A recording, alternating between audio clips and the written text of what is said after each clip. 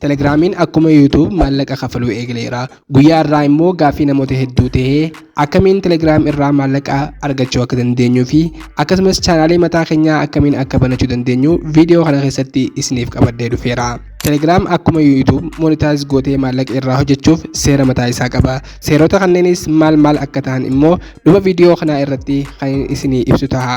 Akkasumas mataa kiyyaaf Telegiraam irraa meeqa akkaan hojjedhe immoo kaniin isin agarsiisu ta'a. Obsaan viidiyoo kana hanga dhumaa akka daawwattan isin affeereera. Gara viidiyoo guyyaa irratti dabarru. Okay guys, kallattumaan viidiyoo irratti yeroo dabarru Telegiraam irraa maallaqa hojjechuudhaaf chaanaalii mataa keetii banachuu si barbaachisa.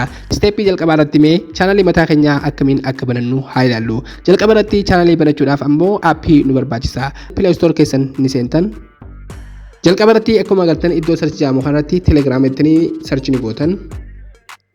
Jalqaba irratti haala kanaan naa dhufa.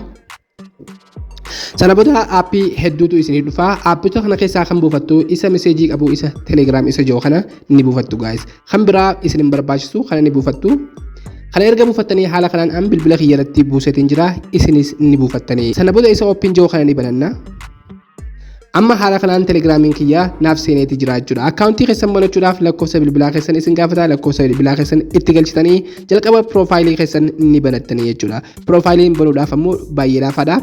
Erga lakkoofsa bilbilaatti guuttanii ammoo kallattumaan meseejii bilbilaa keessan irratti isiniif ergaa. Sana booda kallattumaan itti guuttanii piroofaayilii keessan banachuu ni dandeessan jechuudha. Aan fakkeenyaaf haala kanaan banadheetiin jira. Piroofaayiliin kiyya gubbaa kanatti akkuma agartan meenuu yeroon fudhadhu haala kanaan piroofaayiliin kiyya naaf banamee jira jechuudha. Kana jechuun monetaayiz godhee maallaqa irraa argachuu hin danda'u hangaan chaanaalii banuudha jechuudha. Chaanaalii banuudhaaf maal gootan isa qalama fakkaatu isa gama jalaa kanatti argamu akkuma agartan kanatti qalama kanaan ni filattani. Sana booda wantoota hedduu haala kanaan isinii fida. Jalqaba irratti new group, new content fi contact fi akkasumas new channel isinii fida. Sana booda chaanaalii mataa keessanii banachuudhaaf maal gootan new channel isa jiru kana ni filattani. Haala kanaan isinii fida. Sana booda maqaa chaanaalii keessanii itti guuttu jechuudha. Fakkeenyaaf an chaanaalii tokko banee isin agarsiisa. Fakkeenyaaf Nurree official godha fakkeenyaaf chaanaalii kana maqaa haala kanaan godheetiin jira. Haala kanaan ni godha. Sana booda jala kanatti kan argamu isa description jiru kanaan ni filattu. Asitti maal filattanii isa description jiru kana jalatti maalummaa chaanaalii keessanii laaptoopatti ni ibsitu jechuudha. Fakkeenyaaf chaanaalii kana keessatti waa'ee maaliitiin dalaguu deema takka ammoo waa'ee maaliitiin gadhiisuu deema kan jirudha. Fakkeenyaaf waa'ee barnootaa taate waa'ee barnootaa ni gootan. Fakkeenyaaf barnoota ni gootanii yoo barbaadan description irratti dheeressitanii barreessachuu ni dandeessanii. Fakkeenyaaf an isinuma agarsiisu jira. Sana booda isa suuraa kaameraa kana ni filattu. Sana booda loogoo barbaadan ol baafattanii fakkeenyaaf meeta akkuma ol baasee asin agarsiisu. Fakkeenyaaf suuruma tana ol baasaa. Sana booda isa raatii yoo kana ni filadhaa. Suuraa haala kanaan erga irratti ol baafattanii sana booda kallattumaan maal gootanii isa mallattoo emoojii tana ni filattu. Emoojii tana filattanii mallattoo barbaadan maqaa chaanaalii keessanii duratti ida'uu ni dandeessanii jechuudha. Fakkeenyaaf an hin godhadhu. Fakkeenyaaf haala kanaan ni godhattanii sana booda mallattoo raayitii gama gubbaatti argamu kana ni filattu. Wow guys, chaanaalii kiyyaa haala kanaan naaf uumamee jira jechuudha. Amma wanti asirratti isin barbaachisu wantoota lamaatu jala gubbaa kanarratti wantoota lamaatu argama. Chaanal taappii keessan paablikii fi akkasumas piraayiveetii isinii fida. Paablik kan jedhamu dirqama monetaayiz godhuudhaaf paablik godhuu qabdu jechuudha. Kana jechuun wanti isin gadhiistan nama hunda bira akka ga'uuf isin gargaara. Akkasumas piraayiveet akka hin goone isiniif dhaama. Piraayiveet jechuun isa dhuunfaatii namoota barbaadan bichaa aad gootanii waliin haasoo fi kanneen kana fakkaatan godhuudha. Inni jalqabaa irratti argamu isa public jiru kana. Isa public jiru kana gootan ammoo monetaayiz gootanii maallaqa irraa hojjechuu ni dandeessanii.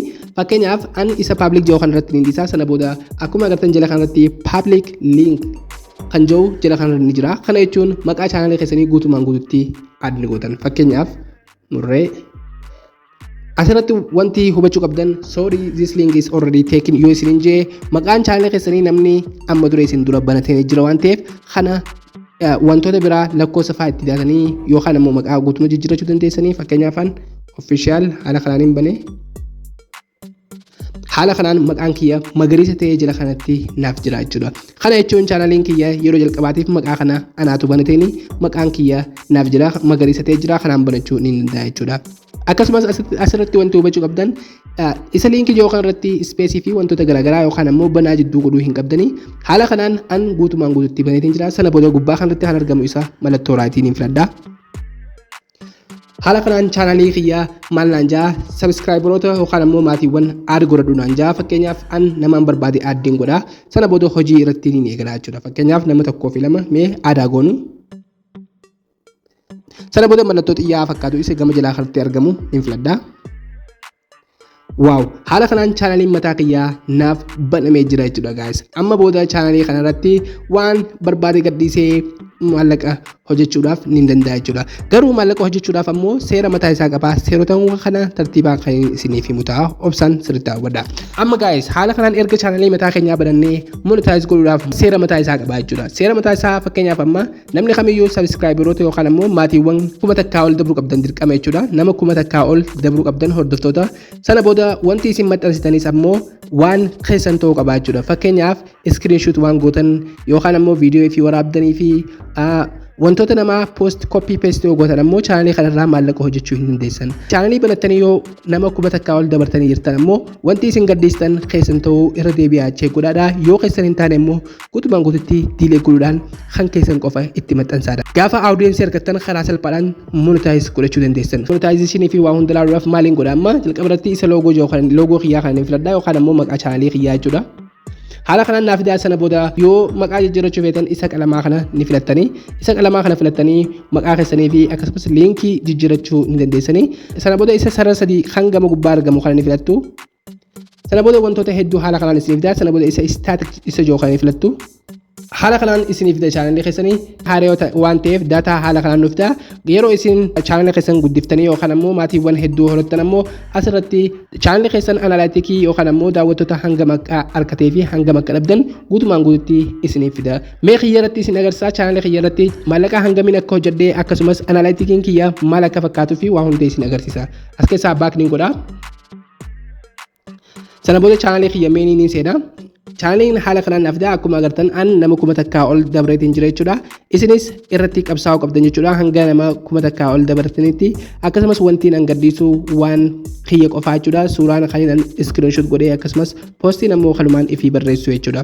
Haala kanaan barreessitanii irraa hojjechuu ni dandeessanii. Mee fakkeenyaaf an kiyyarratti hanga makkaan hojjedhee fi waan hunda waliin ilaalla. Fakkeenyaaf isa chaanala kiyyaa loogoo kana ni filadha. Sana booda akkuma agartan baalaansiin toon koiniin naaf kafalamaa jechuudha. Namni tooniin maal akka ta'e hin beekne ammoo kiriptoo kaaransii kiriptoo kaaransii telegiraamii jechuudha. Haala kanaan isiniif kafalamaa. Sana booda mee sarara sadii kan gaba gubbaa kanarratti ni filadha. Sana booda isa staatik isa jiru kana ni filadha. Haaluma agartan kanaan chaanalii kiyyaa hangam akka guddachaa jiruu fi akkasumas maal akka dhabaa jiru guutumaan guututti as keessa naaf ta'a. Akkasumas aadsii fi kanneen kana fakkaatan akkamitti akka irratti mul'achaa jiru hunda as keessatti ilaalachuu ni danda'a. Sana booda itti aanuudhaan isa monetaayizeeshinii isa jiru kana ni filadha. Isinis yeroo gabaabaatti haala kanaan isiniif fida jechuudha. Haala kanaan monetaayizeeshinii filattanii sana booda aadsii fi akkasumas kilik reetii hunda naaf fida jechuudha. Akkuma agartan an aadsiin haala kanaan naaf deemaa jira yeroo nama poosti godhu sana booda jala kanarratti kan argamu ammoo baalaansii yookaan ammoo riiwaard aadsi irraa maallaqa argadheedha jechuudha. Akkuma agartan doolaara 2.75 dha jechuudha. Haala kanaan 0.58 tooni jechuudha. Kun naaf qaala'uu danda'a booda yoo qaalees koiniin kiyya maalinni dabalamaa deema jechuudha. Haala kanaan karaa salphaadhaan maallaqa hojjechuu ni dandeessanii. Kun ammoo maallaqaan an hojjedhe jechuudha guys. Karaa salphaadhaan post qofa godhee kan hojjedheedha jechuudha. Namni kamiyyuu maallaqa telegiraam irraa hojjechuu barbaadan wantoota keessan maxxansaa sabskraayibara yookaan ammoo maatiiwwan 1000 ol dabruu qabdanii akkasumas audiensiin chaanala keessanii baay'ee murteessaadha. Akka irraa gammadan abdiin qabaan viidiyoo kana ammoo laayik godhuudhaan akkasumas chaanala keenyaaf haaraa taatan ammoo sabskraayib godhuudhaan maatii keenyatti dabalamuu hin dagatinaa. Waan daawwattaniif baay'ee galatooma. Gaafis ta'ee yaada kamiyyuu yoo qabaattan ammoo karaa koomentii nu beeksisuu hin dagatinaa. Haga viidiyoo biraatiin walitti deebinutti nagaan naa tura.